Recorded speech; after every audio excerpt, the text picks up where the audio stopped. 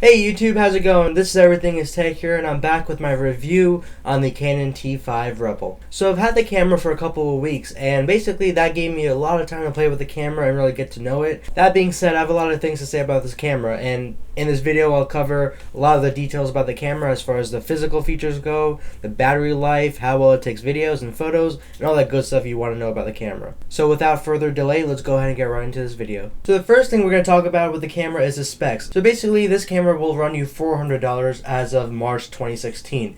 And basically the features of this camera is that it features 18 megapixels. It has a 1080p HD video capability at 30 frames per second. The ISO can be expanded from between 100 to 6400. It weighs in a little bit more than a pound.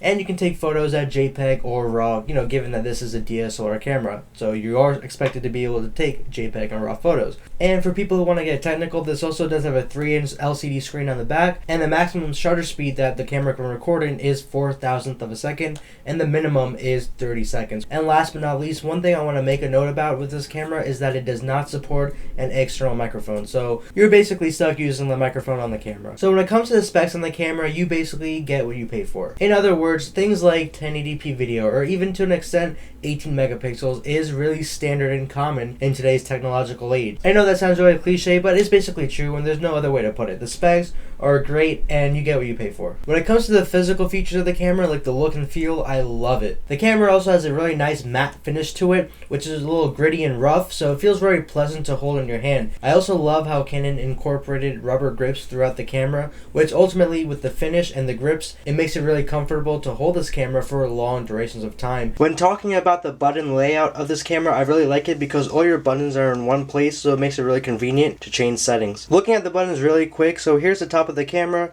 here's how you turn the camera on and off, here's how you open the flash, and then here's how you change your different modes of what you want to take photos of. You can have manual mode to like shutter priority, aperture priority, you name it.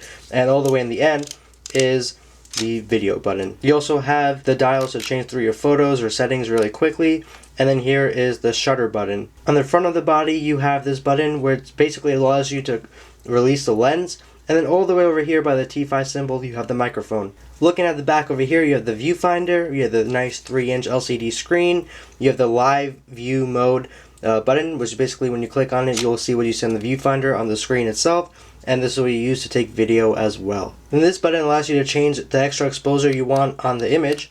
This Q button lets you single-handedly choose the settings you want to change, and to change them you just have to go ahead and turn this dial. Then you have the display button, which basically just takes out this setting so you can just focus it on here. Then you also have the ISO button, which when you click you can change the ISO from that little wheel on the top. When you go back to settings you have your continuous shooting or your timer shooting. You also have this button to change the type of AF or autofocus you want your camera to do. And then all the way in the bottom over here you have the white balance, which basically comes in auto or whatever type of white balance you want to choose. Finally you have the menu, and also a little quick thing about the menu, I love it because it's really simple to use, and it's basically really similar to all of Canon's menus that you see on the other DSLRs. And then finally you have the play button to see your recent photos and videos. Then on the side of the camera you have 3 inputs that are covered by a flap. The first is the remote control input, the second is for your USB so you can transfer photos and videos, and the third one is the HDMI so you can connect it to a monitor or a television to show your photos and videos. Now time to talk about the main thing, how well the camera does with photos and videos. I'm not going to go into too much detail to show the videos and photos because I already did an extensive video on the picture and video test results of the T5, so you can click somewhere on the screen now to view that video. When it comes to the pictures on the T5, I'm really amazed by the quality and just everything that the camera does in terms of the pictures it takes. On the screen you could probably see some of the photos I've taken with the camera, and truth be told the quality is much better than that of the T3. As you could probably tell for yourself, the pictures look really sharp and really clear, and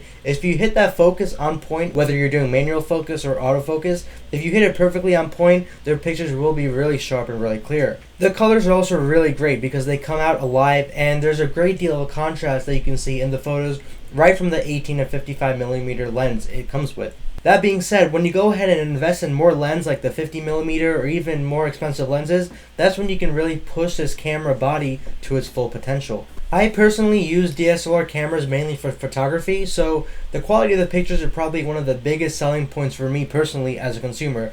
And that being said, I think the T5 does an amazing job, especially for the price you pay when it comes to taking photos. When it comes to taking video with the T5, I think it does a decent job because, it takes video at 1080p. And, nowadays 1080p is not a big thing because we're pushing towards 4K with the new technology coming out. Regardless, you pay $400 for the camera, so 1080p is definitely a good feature to have. Here's a really quick video clip I took with the T5. So here's a really quick video with the T5. I think the video quality just from the screen itself looks really clear and crisp, like the photos.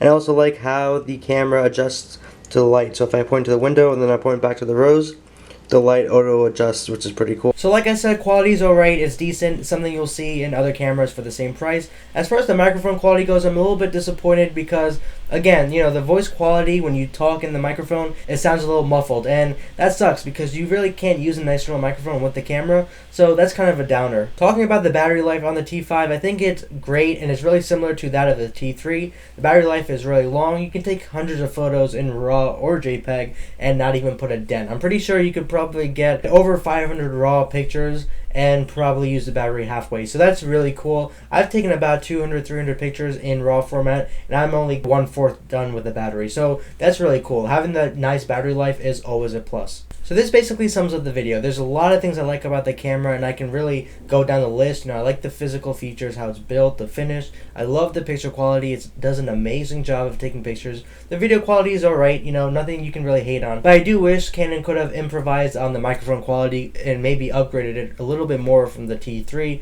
And I'm still a little bit upset that the T5 cannot connect an external microphone to it because, the quality of the microphone with the T5 isn't that good. So I wish Canon could have added an input for external microphones. Also, I love how you can zoom in while taking a video with the T5. That's pretty cool. I actually made a video on how to set that up, and you can click somewhere down below over here.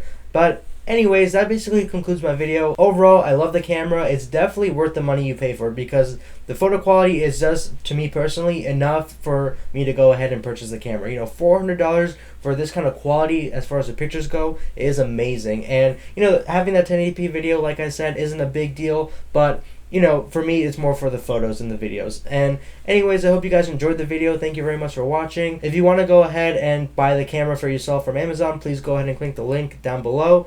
Also, please go ahead and like this video and share it because it really helps me out. And to stay tuned to future videos, please go ahead and subscribe. But anyways, thank you very much for watching. Hope you guys have a good day, and I'll see you guys in the next video.